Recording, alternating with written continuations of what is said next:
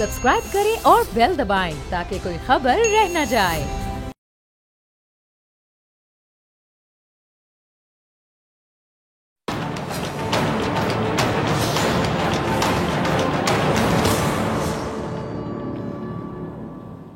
अस्सलामुअलैकुम नाजरीन, आज यकुम मुहर्रम है और यौम शहादत है उस अजीम हस्ती का जो जानशीन रसूल हैं।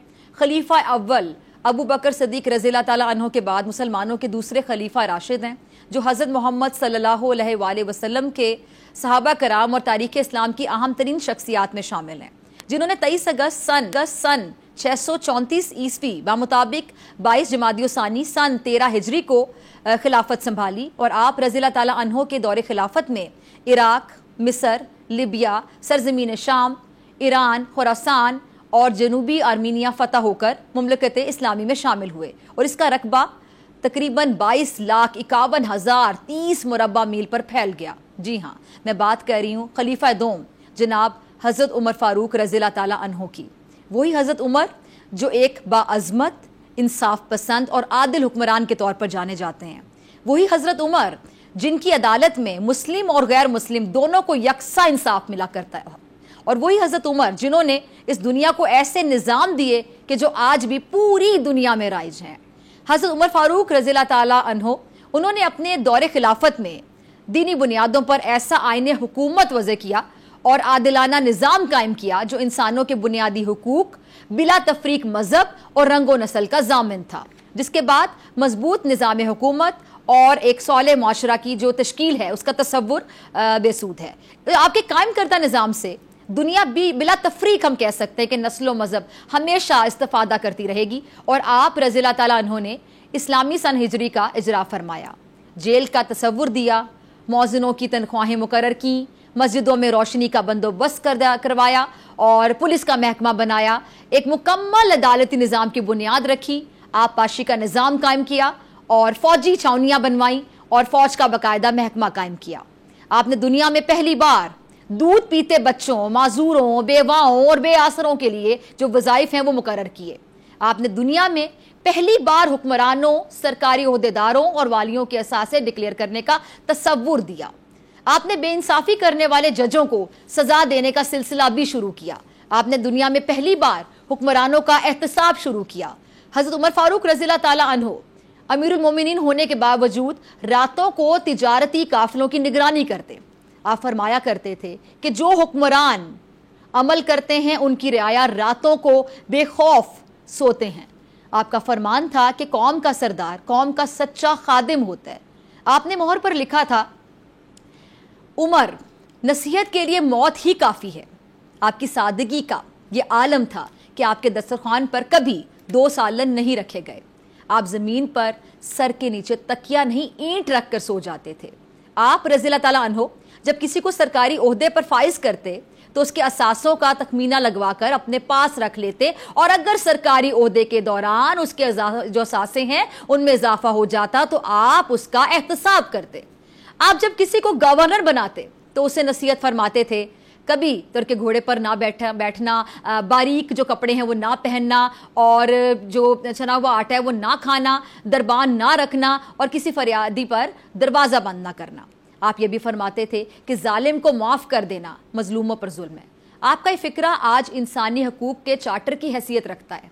माएँ बच्चों को आज़ाद पैदा करती हैं, तुमने उन्हें कब से गुलाम बना लिया। आप इस्लामी दुनिया के पहले खलीफा थे जिन्हें अमीरुल मोमिनीन का खिताब दिया गया। दुनिया के तमाम मज़ाहिब की कोई ना कोई खुसूसियत होती है और इस्लाम की सबसे बड़ी खुसूसियत अदल है, अदल।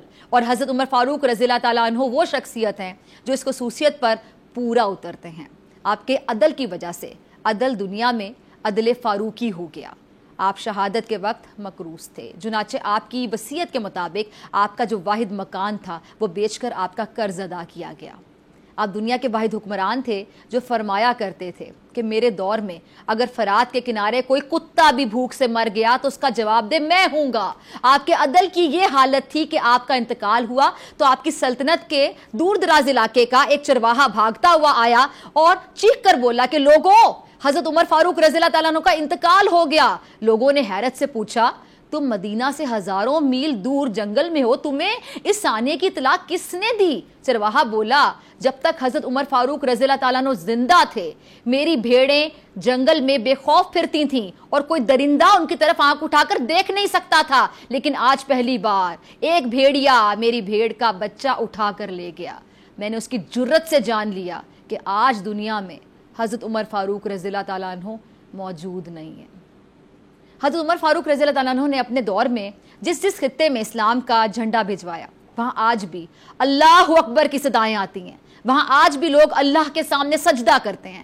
حضرت عمر فاروق رضی اللہ تعالیٰ عنہ کے بنائے نظام دنیا کے 245 ممالک میں آج بھی کسی نہ کسی شکل میں موجود ہیں.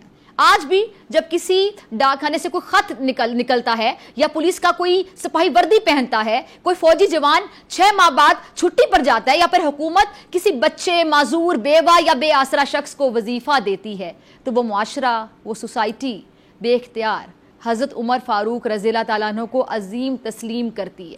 وہ انہیں تاریخ کا سب سے بڑا سکندر مانتی ہے. افسوس اس بات کا ہے کہ ہمارے آج کے حکمران جرت حضرت عمر فاروق کی مثالیں تو دیتے ہیں مگر ان کی طرز زندگی اور بنائے گئے نظام پر چلتے نہیں ہیں, اور یہ ہمارے لیے بہت بڑا سوالیہ نشان ہے اور لمحہ فکریہ بھی. پروگرام میں آگے بڑھتے ہیں, بات کرتے ہیں ملک کے حالات کی جو مسلسل تبدیل ہو رہے ہیں. انتخابات قریب ہیں, نئی سیاسی جماعتیں بن رہی ہیں اور ایک سیاسی جماعت کو مائنس کرنے کی خبریں گردش کر رہی ہیں. اس حوالے سے وزیر داخلہ رانا ثناءاللہ صاحب نے کچھ فرمایا ہے. ٹیم ذرا کلپ چلائے گا, ناظرین سنیے گا. جی, تو رانا ثناءاللہ صاحب نے بات 6 جون کو ایک انٹرویو میں کہی تھی کہ پی ٹی آئی سمیت کسی سیاسی جماعت پر پابندی نہیں لگنی چاہیے کیونکہ ماضی میں اس سے کوئی اچھے نتائج برآمد نہیں ہوئے ہیں.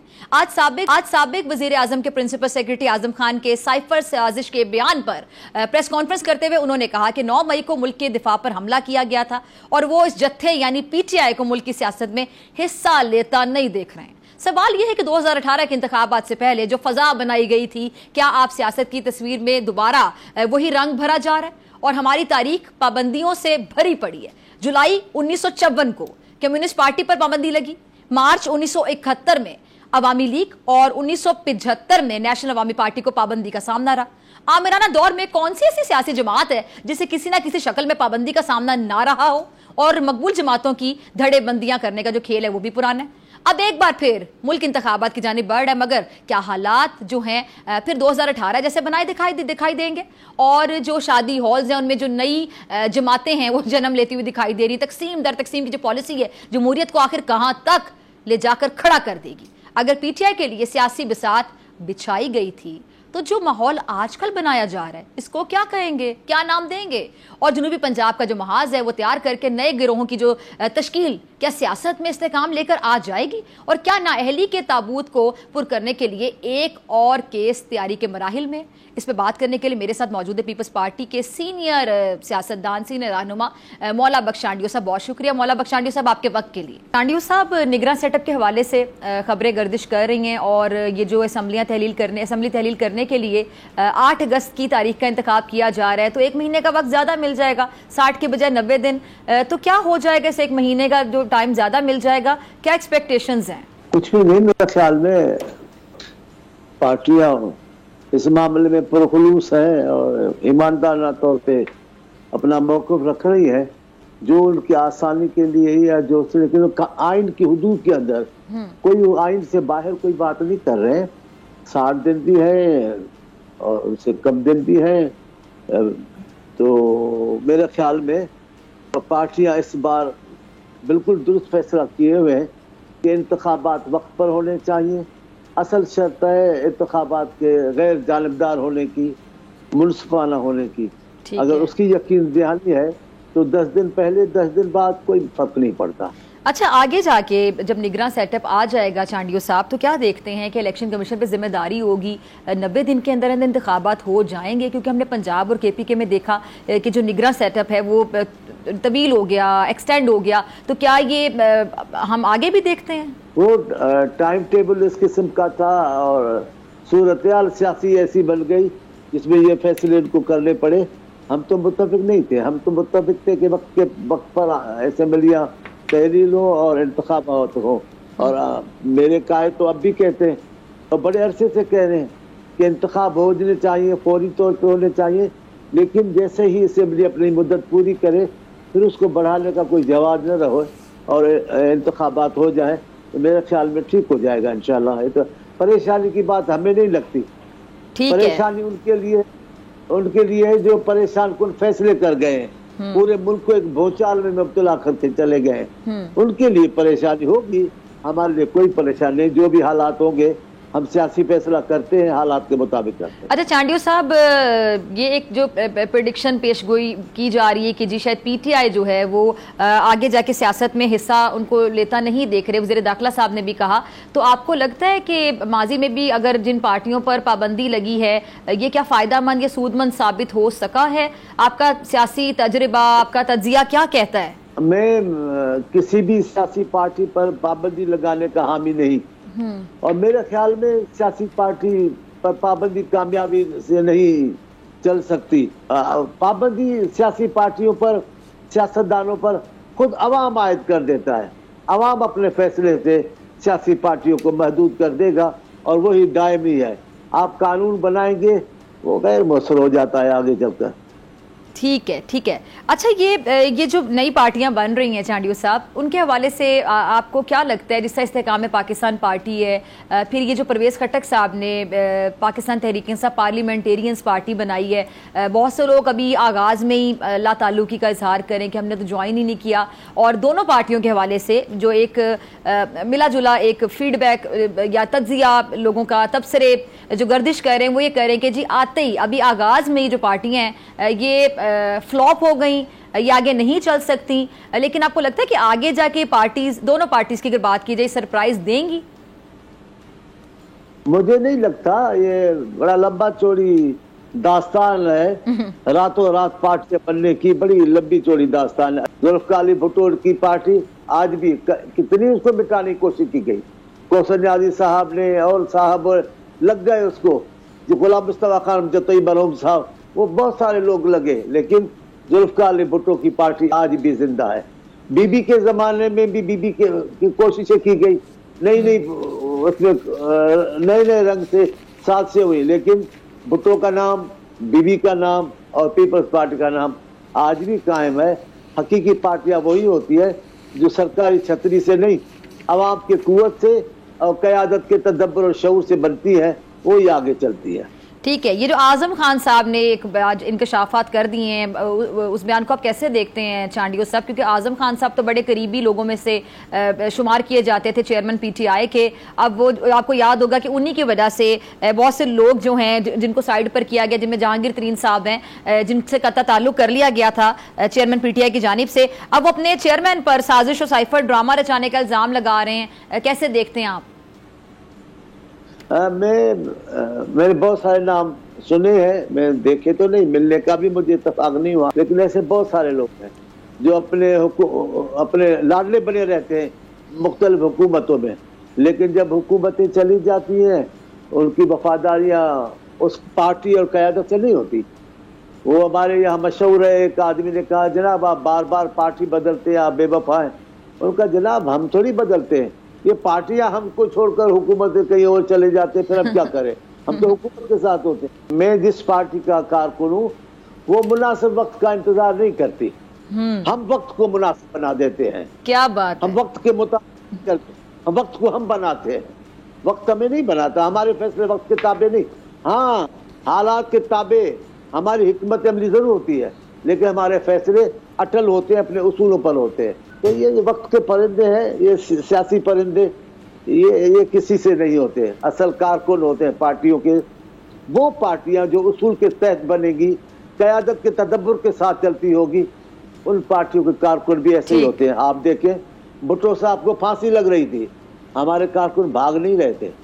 بی بی پر حملہ ہوا کراچی میں, ہمارے بہادر کارکن بھاگے نہیں, دیوانہ وار بی بی کی طرف بھاگے کہ ہم دھماکے میں بی بی کو بچائیں گے. ہم بھاگتے نہیں ہیں, ہم جیلوں سے نہیں ڈرتے. لیکن یہاں قیادت کا بھی معاملہ ہے.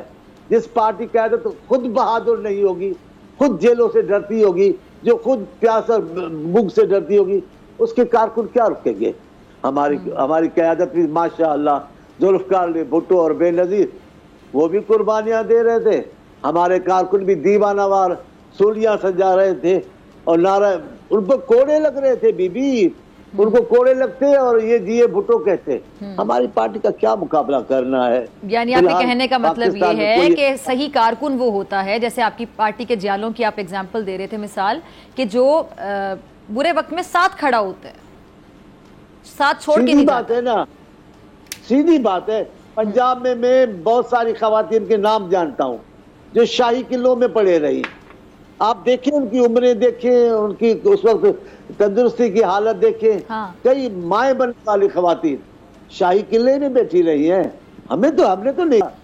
آپ دیکھیں گولیاں چلتی رہی ہیں. بھلا ایک بات تو سنائیں بی بی، اس ملک پاکستان میں عام سیاسی پارٹی، کوئی مذہبی پارٹی نہیں، سیاسی پارٹی کی قیادت کے لیے لوگ لاہور میں خود کو جلا رہے تھے، خود کو آتش میں کر دیتے تھے، شکار بنا رہے تھے آگ کا. وہی گھبراہٹ نہیں تھی، نعرے لگا رہے تھے.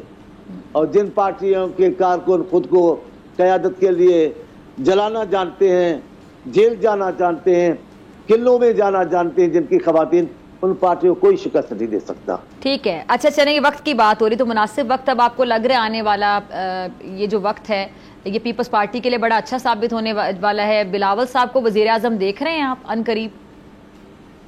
ہاں، یہ ہماری خواہش ہے. ہماری خواہش ہے کہ ہم بلاول صاحب کو اسی جگہ پر دیکھیں جہاں ان کی والدہ اور ان کے نانا تھے. اور بلاول صاحب نے اپنی صلاحیتوں سے ثابت بھی کیا ہے کہ ایک محب وطن، قوم پرست پاکستانی لیڈر ہیں، عقل مند اور دانش مند ہیں، حالات کے مطابق فیصلہ کرتے ہیں.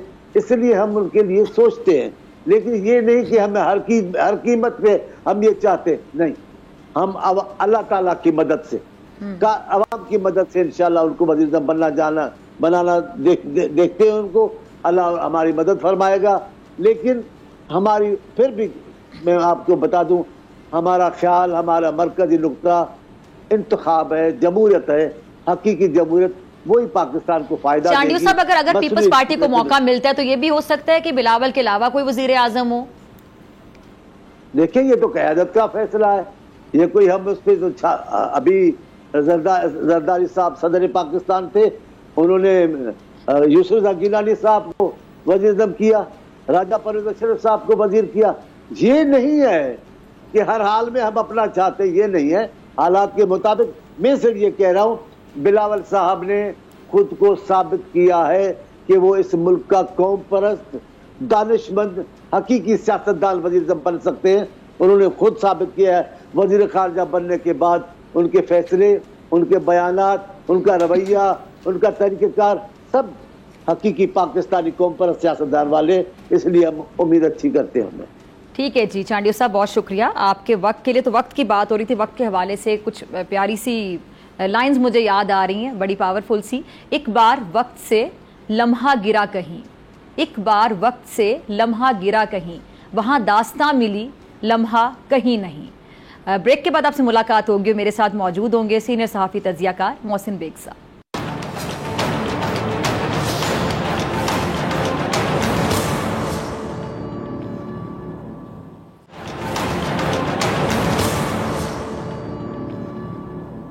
جی ناظرین، چیئرمین پی ٹی آئی کے بہت قریبی سمجھے جانے والے سابق دور کے پرنسپل سیکرٹری اعظم خان بھی مخالفین کی صف میں شامل ہو گئے ہیں، جن کی خاطر جہانگیر ترین سے آپ کو یاد ہوگا قطع تعلق کیا گیا تھا.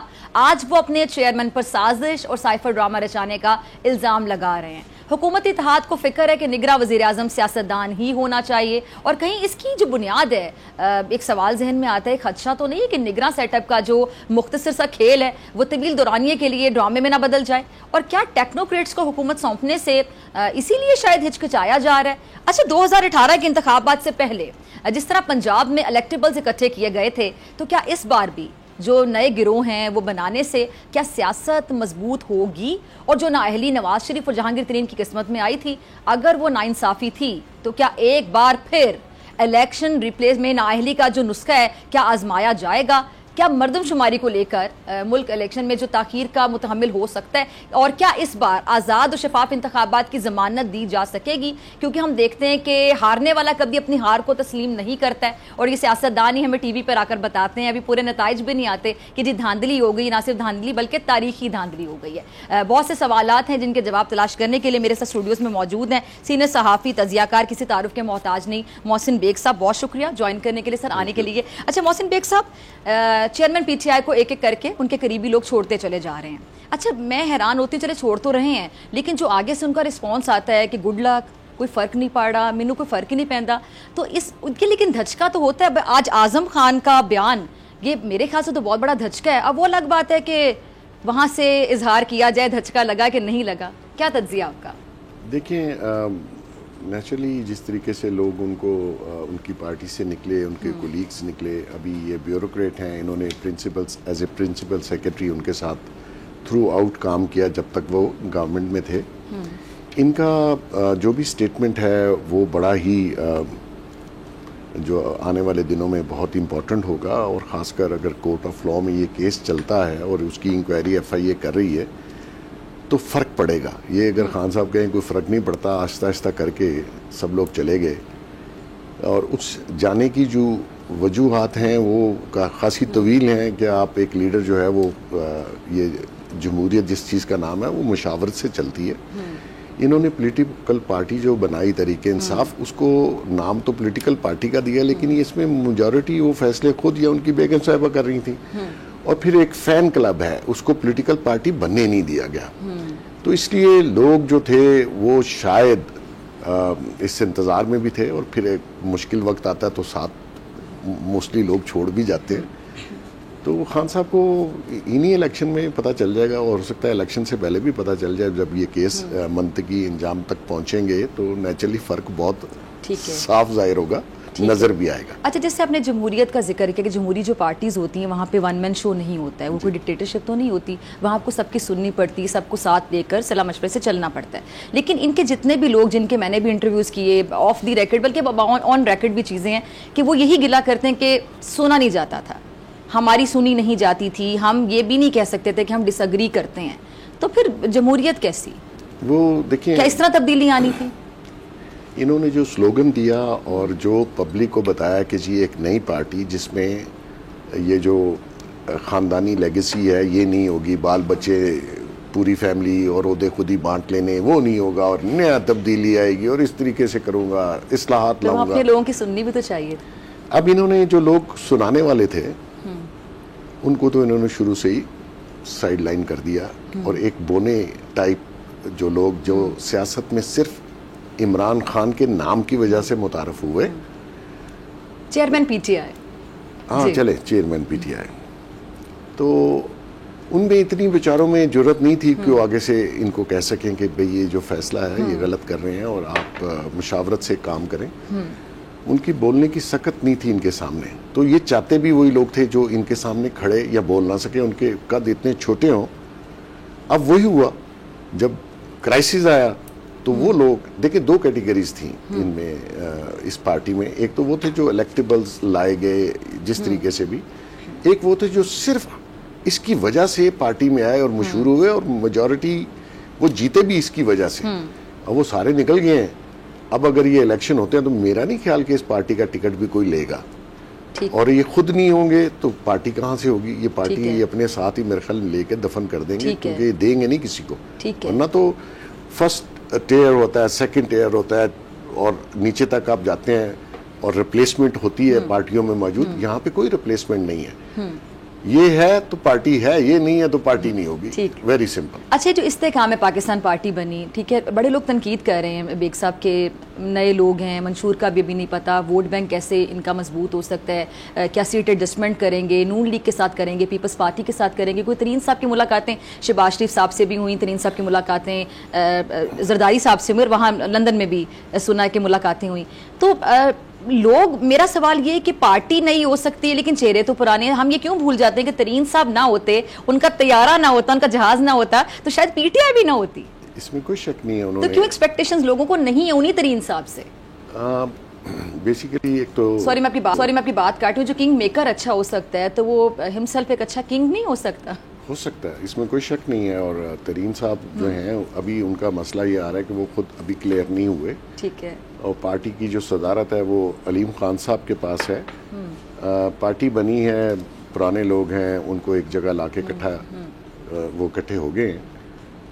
اس الیکشن میں اگر وہ ساری کانسٹیچوئنسیز جس میں وہ لوگ پہلے الیکشن لڑ چکے ہیں ان کو تھوڑی سی ڈیفیکلٹی آ سکتی ہے, بیکاز لوگ یہ سمجھتے ہیں کہ آپ نے مشکل وقت میں سائڈ تبدیل کر لی, اور یہ ہم نے پہلے بھی دیکھا ہے, جو لوگ سائڈ تبدیل کرنے ان کے لیے اسی حلقے سے جیتنا ذرا مشکل ہو جاتا ہے, انٹل کہ یو ایکسپلین کہ اس کی وجہ کیا ہے.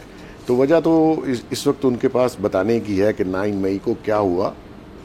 بہت سے لوگ ایسے ہیں اور میرے سمیت وہ سمجھتے ہیں کہ غلط ہوا. آپ کبھی بھی اس طریقے سے اپنی آرمی کے اوپر اور اپنی آرمی کی جو لیگیسی ہے اس کے اوپر چڑھ نہیں دوڑتے. اور جس طریقے سے انہوں نے سوشل میڈیا کیمپینز چلائیں اور سب کچھ کیا, اور حالانکہ اس شخص کو احسان مند ہونا چاہیے تھا صدارے کا جنہوں نے اس کو بہت سپورٹ کیا اور بہت عرصہ تک گورنمنٹ اس کی چلائی رکھی. تو ایسے میں میرے خیال میں تحریک استحکام پارٹی کا ایک دم تو یہ کہنا کہ جی بالکل ہی وہ ساری چیزیں سیٹیں نکال لیں گے, لیکن کچھ سیٹیں وہ ضرور نکال لیں گے. ٹھیک ہے. اچھا, ایک تو استحکام پاکستان پارٹی تو نام بھی مختلف ہے, ایک پارٹی بن کے سامنے ہے کہ نام ویسے بہت اچھا ہے, کیونکہ پاکستان میں اگر کسی چیز کی بہت زیادہ ضرورت ہے, اشد ضرورت تو استحکام کی ہے کہ چیزیں مستحکم ہو جائیں, چاہے وہ معیشت ہو چاہے سیاست ہو. اچھا, دوسری چیز یہ کہ جو ابھی پرویز خٹک صاحب نے بیگسا پارٹی بنائی ہے وہ تو فارورڈ بلاک باقاعدہ نظر آ رہا ہے نا, نام بھی پاکستان تحریک انصاف پارلیمنٹیرینز, لیکن پہلے دن سے ہی جو لوگوں نے کہہ دیا کہ لا تعلقی کا اظہار کر دیا کہ جی ہمارا تو اس پارٹی سے تعلق نہیں ہے, اس پہ بڑی پھر خبریں گردش کرنے لگیں, بڑے بڑے تجزیہ کاروں نے تجزیہ کی, تو پارٹی پہلے دن سے فلاپ ہو گئی ہے. کیا کہیں گے؟ ایسا نہیں ہے. میرے خیال میں پرویز خٹک صاحب ایک اچھے زیر کو سمجھدار سیاستدان ہیں, پولیٹیشین ہیں, اور وہ پی ٹی آئی میں بیسیکلی یہ واحد سیاستدان تھے جو ان کو سمجھ بوجھ ہے کہ پولیٹیکلی آپ نے منورنگ کیسے کرنی ہے اور فیوچر کیا ہے. جو پولیٹیشین فیوچر نہیں دیکھ پاتا, منورنگ نہیں کر سکتا, 10 بندوں کو اپنے گرد اکٹھا نہیں کر سکتا, میں اس کو سیاستدان نہیں سمجھتا. اور اس شخص میں یہ اہلیت تھی کہ وہ بندوں کو اکٹھا نہیں کر سکتا تھا. تو پرویز خٹک جو ہے وہ اکٹھا کر سکتا ہے, اور کے پی کے کی جو اس وقت کی صورتحال ہے پولیٹیکل, اس میں یہ پارٹی ٹھیک بنی ہے. یہ سارے وہی لوگ ہیں, یہ کسی اور پارٹی میں نہیں جانا چاہ رہے تھے, تو انہوں نے اپنا ایک گروپ بنا لیا, اس کا نام جو بھی رکھیں, لیکن اس کو ایک دم آپ مائنس نہیں کر پائیں گے آنے والے الیکشنز. ٹھیک ہے. اچھا, کچھ دن پہلے میری خٹک صاحب سے یہ بات ہوئی تھی تو وہ بڑے کانفیڈنٹ تھے, انہوں نے کہا نہ صرف کے پی کے بلکہ میں پنجاب میں بھی ایکٹیو ہو کر دکھاؤں گا, اور بہت زیادہ کانفیڈنٹ تھے, میں آنے والے دنوں میں جلسے بھی کروں گا بہت زیادہ. دیکھیں وہ کے پی کے کی حد تک تو بہت فعال ہوں گے. وہ پنجاب کے بارے میں بڑے کانفیڈنٹ تھے. میرا نہیں خیال کہ پنجاب میں ان کی وہ لیگیسی چلے گی. پنجاب کے ڈائنامکس پولیٹیکلی ڈفرینٹ ہیں, وہاں پہ نون لیگ ہے, وہاں پہ آج اور صحیح کمپٹیشن بھی پنجاب میں ہے. پنجاب میں ہے. تو ایون پیپلز پارٹی اس طریقے سے ان روڈز پنجاب میں نہیں بنا سکی ونس آفٹر بھٹو صاحب, تو وہ سلسلہ کم ہوتا گیا اور پنجاب سے پیپلز پارٹی نکلتی گئی. تو پرویز صاحب کا یہ کہنا کہ جی وہاں بھی میں کروں گا, تو میرے خیال میں وہ کے پی کے کی حد تک اور کے پی کے میں بھی زور دیں اور پورا فوکس. تو کے پی کے میں کہاں دیکھتے ہیں پھر آپ ان کی پارٹی؟ میرے خیال میں یہ پرفارم کریں گے, کیونکہ جو گیپ آیا اس کو کسی نے فل کرنا ہے, اور وہ گیپ پی ٹی آئی جب نکلی ہے اور پی ٹی آئی کی ٹکٹ کو لینے والا نہیں ہوگا, تو نیچرلی وہ گیپ تو کہیں نہ کہیں فل ہونا ہے. ٹھیک ہے. اچھا, پنجاب کی بات کر لیتے ہیں بیگ صاحب, کیونکہ پنجاب بڑا امپورٹنٹ ہے سیاست کے لیے, کیونکہ جو پنجاب میں حکومت کرتا ہے ظاہر بات ہے وفاق میں پھر بڑا یہ اثر آتا ہے, اور پنجاب میں اسی لیے تمام سیاستدان زیادہ متحرک نظر آتے ہیں. ہم نے دیکھا نون لیگ کا گڑھ ہے پنجاب, اس میں کوئی دو رائے نہیں ہے, کوئی اعتراض کر سکتا ہے, لیکن نون لیگ کا بہرحال ایک ووٹ بینک ہے پنجاب میں. پیپلز پارٹی بڑی متحرک نظر آئی, زرداری صاحب پچھلے دنوں میں, پھر آپ مسلم لیگ کاف کو دیکھ لیں, تمام لوگ بڑے ایکٹیو نظر آ رہے ہیں. پیپلز پارٹی اپنا کھویا ہوا ووٹ جو پنجاب میں ہے اس بار حاصل کر پائے گی, کیا لگتا ہے؟ دیکھیں پیپلز پارٹی بیسیکلی متحرک ہے ساؤتھ میں, جیسے ریم یار خان ملتان اس ایریا میں سرائکی بیلٹ میں, وہ پہلے بھی کچھ سیٹیں وہاں سے نکال لیتے ہیں. اب کیونکہ اگر یہ کہیں ایڈجسٹمنٹ میں آتے ہیں نون لیگ کے ساتھ, تو میرے خیال میں ان کو 10-12 سیٹیں ملیں گی. ٹھیک ہے. ادروائز یہ ساؤتھ پنجاب میں تو شاید فعال ہوں, لیکن سینٹرل پنجاب میں یہ 1-2 سیٹیں نکالتے ہیں. ٹھیک ہے. لیکن اس طریقے سے انہوں نے پیپلز پارٹی نے محنت بھی نہیں کی, آرگنائز بھی نہیں کیا, حالانکہ جو گیپ تھا اس کو آرگنائز, اسی لیے پی ٹی آئی وہاں سے جیتی, بیکاز آف وہ جو گیپ بات ہے کیونکہ پنجاب میں ایک عام سی بات ہے کہ یا تو نواز شریف کا ووٹ ہے یا اینٹی نواز شریف ووٹ ہے. Anti Nawaz Sharif vote Peoples party کو ملتا تھا, پیپلز پارٹی نے وہ سپیس کریٹ کر دی, وہ پی ٹی آئی نے اس کو کیش کروا لیا. ٹھیک ہے, اب آگے جا کے بھی آپ دیکھتے ہیں کہ ابھی اس الیکشن میں آپ پیپلز پارٹی کو اتنا زیادہ اسٹرانگ نہیں دیکھتے پنجاب میں. نہیں, پنجاب میں محنت کرنی پڑے گی اور شروع میں میرا خیال میں ان کو سیٹ ایڈجسٹمنٹ میں جانا چاہیے نون لیگ کے ساتھ, کیونکہ انہوں نے دوبارہ سے بھی اگر گورنمنٹ بنتی ہے تو یہ الائنس میں ہی گورنمنٹ بنے گی, اکیلے کوئی بھی گورنمنٹ نہیں بنا سکے گا. ٹھیک ہے, اچھا یہ نگراں سیٹ اپ کے حوالے سے تھوڑی سی بات کر لیتے ہیں. آپ کا نام بھی بڑا گردش کرتا رہا, ایک ساتھ بھی کہانی سنا دی, آپ سے کوئی رابطہ ہوا تھا یا بس؟ نہیں, کچھ نہیں ہے, میرا نام تو پی ٹی آئی نے چلایا اور اس کے اوپر کریٹیسائز شروع کیا, کوئی ایسی بات نہیں.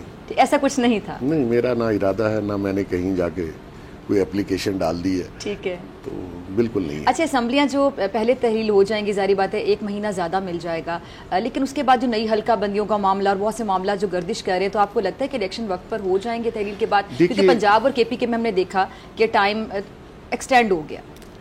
بیسیکلی ہوا یہ ہے کہ جی 2 سوچ تھیں, یا تو نئے سینسز کے تحت الیکشن کروایا جائے, اگر نئے سینسز اپروو ہوتے ہیں جو کہ کونسل آف کامن انٹرسٹ نے کرنے تھے, اس کی انہوں نے میٹنگ بھی بلائی ہوئی ہے, لیکن اب شاید سوچ یہ پرویل کر رہی ہے کہ نہیں, نومبر میں الیکشن کروا دیے جائیں ود ان 90 days اور واپس آیا جائے. ٹھیک ہے, جو بھی رزلٹ آتے ہیں. تو میرے خیال میں وہ جو پہلے نئے سینسز پہ الیکشن تھا وہ شاید اب نہ ہو, کیونکہ اب سارے پولیٹیشنز مجھے لگتا ہے کہ ایک بات پہ ایگری کر گئے ہیں کہ نومبر میں ود ان 90 days الیکشن کروا دیا جائے پرانے سینسز پہ.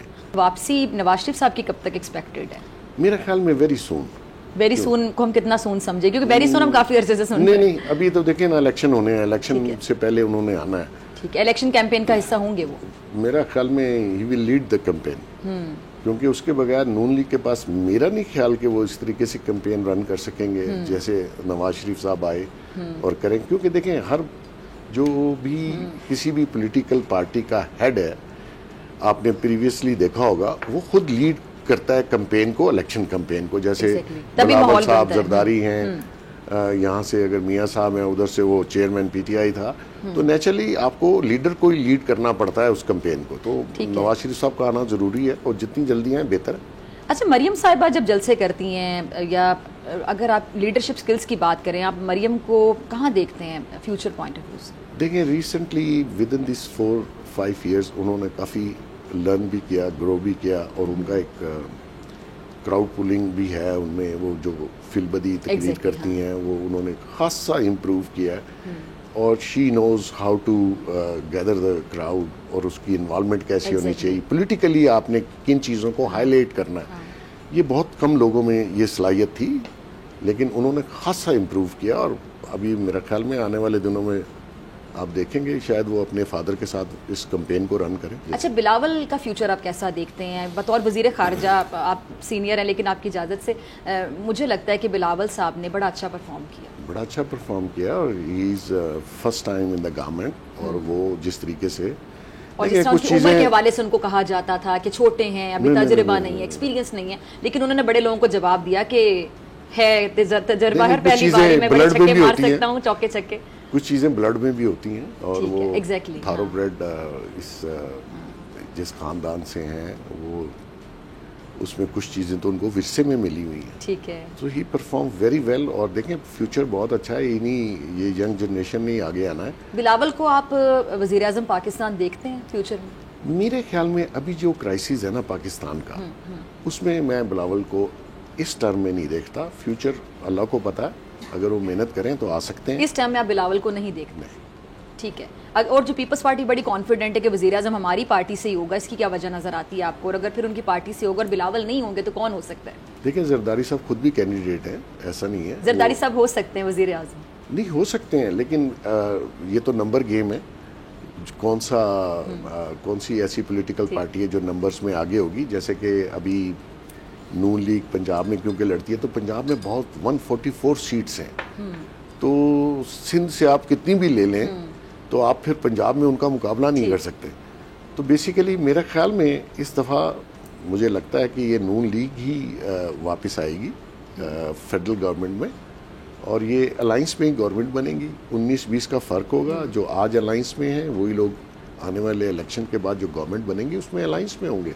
ठीक है, अच्छा अब ये तो थोड़ा वक्त कम है, हम ज़रा क्लोजिंग की तरफ जा रहे हैं, तो मौलाना फजलुर रहमान साहब का भी ज़रा जिक्र कर लेते हैं। पीडीएम इत्तेहाद बनाने का क्रेडिट मौलाना साहब को जाता है, लेकिन मौलाना साहब पिछले दिनों में नाराज़ थे, नालां थे, बड़े गिले शिकवे कर रहे थे। मुझे बड़ी हमदर्दी हुई उनके साथ कि उनको मुलाकातों में एतमाद में नहीं लिया गया, कॉन्फिडेंस में नहीं लिया गया। देखें ना बेग साहब, उन्होंने पीडीएम बनाया, इत्तेहाद बनाया, लीड किया, फिर वो पीटीआई की हुकूमत चली गई, अब मौलाना साहब को मुलाकातों में ना बिठाया जाए तो गिला तो बजा है ना उनका। मेरे ख्याल में गिला बजा नहीं है, क्योंकि जिन मुलाकातों का मौलाना साहब ने जिक्र किया है दुबई में जी, वो डिफरेंट नौइयत की थी। नेचुरली उन्होंने बाद में मौलाना साहब को बता दिया होगा कि क्या बात हुई। मौलाना साहब आने वाले दिनों में फिर अलायंस में होंगे, अगर वो मेहनत कर रहे हैं केपीके में तो उनका शेयर है, इस गवर्नमेंट में भी होगा फ्यूचर में अगर जो भी अलायंस गवर्नमेंट बनती है। तो मौलाना साहब ठीक है, उनका मेन हदफ तो वो चेयरमैन पीटीआई था, उसको तो उन्होंने फारग किया। अच्छा, उनका वैसे वो सदर नहीं बनना चाहते? देखिए उसकी ख्वाहिश तो उन्हीं से पूछी जा सकती है, लेकिन आपका तज्जिया क्या कहता है? देखिए मैं ये समझता हूँ कि बहुत कम लोग हैं जो ओहदा रिफ्यूज़ करते हैं। अच्छा। मौलाना साहब भी चाहते हैं कि वो पावर में रहें, और वो जब भी कश्मीर कमेटी हो या कुछ हो तो वो पावर में रहना चाहते हैं, और जो प्रेसिडेंट का ओहदा है वो एक प्रेस्टीज ओहदा है, इसमें कोई शक नहीं। लेकिन कुछ लोग ऐसे आए उन ओहदों पे, और हम मुसलसल देख रहे हैं, जो उन ओहदों को डिज़र्व नहीं करते थे, ठीक है, और फिर उन ओहदों की तौहीन भी बहुत हुई। ठीक है, तो बंदा अच्छा आना चाहिए जिसको भी आप लाएं, कम से कम उसको डेकोरम का उसको पता हो कि इस चेयर की इज्जत क्या है, उस चेयर पे बैठे तो उसकी इज्जत में इजाफा करे, ना कि उसका ठीक है। हुलिया अच्छा, बिगाड़ मैं सब करे। आखिर में जानना चाहूँगी, ये जो फौजी अदालतों में सिविलियंस का ट्रायल, इस पर आपका तज्जिया क्या? नहीं, मैं ये समझता हूँ जी कि अगर जिन लोगों ने तो उन इंस्टॉलेशंस पे हमले किए हैं, जो इन्वॉल्व हैं, जो बाहर थे, उन पे नहीं चलना चाहिए, और बिल्कुल एविडेंस सॉलिड हो। अगर वो फ़र्ज़ कीजिए उनको चैलेंज भी किया जाए तो एविडेंस बहुत अच्छी होनी चाहिए, और किसी बेगुनाह का ट्रायल नहीं होना चाहिए। जिन्होंने किया उनका ट्रायल आर्मी कोर्ट में होना चाहिए। ठीक है जी, मोहसिन बेग साहब बहुत शुक्रिया आपके वक्त के लिए, और इसी के साथ डॉक्टर फिजा को दीजिए इजाज़त। आपसे मुलाकात होगी इंशाल्लाह कल सेम टाइम सेम चैनल। अगर ज़िंदगी ने वफ़ा की, दुआओं में याद रखिएगा, अपना अपने प्यारों का बहुत ख्याल रखिएगा। अल्लाह निगहबान।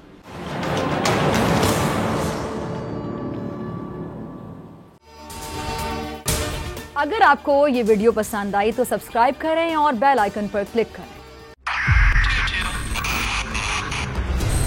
मोबाइल लोन एप्लीकेशन से कर्ज लेना आवाम के लिए अजाब बन गया। सूद की ज्यादती और धमकियां, शहरी ने अपनी जान ले ली। बोल ने दिया अपने आवाम का साथ, उठाई इस स्कैम के खिलाफ आवाज। जो है लोन देने के हवाले से फ्रॉड बन रही है, और लोगों की जिंदगियों से और इनकी इज्जतों से भी खेल रहे हैं। तो मैं ये समझता हूँ यहाँ पे दो तीन बड़ी अहम चीज है। ये है कि ऐसी एप्स जो कि एक्सेस प्रोवाइड कर देती हैं टू दी कॉन्टैक्ट्स, और उसके अलावा टू द गैलरी। बोल की खबर पर इदारों ने भी कस ली कमर, लिया एक्शन। बोल की काविशें बराबर साबित हो गई। ऑनलाइन कर्ज माफिया के गिर्द घेरा तंग हो गया है, क्योंकि बोल है पाकिस्तान का नंबर 1 न्यूज चैनल। सब्सक्राइब करें और बेल दबाएं ताकि कोई खबर रह न जाए।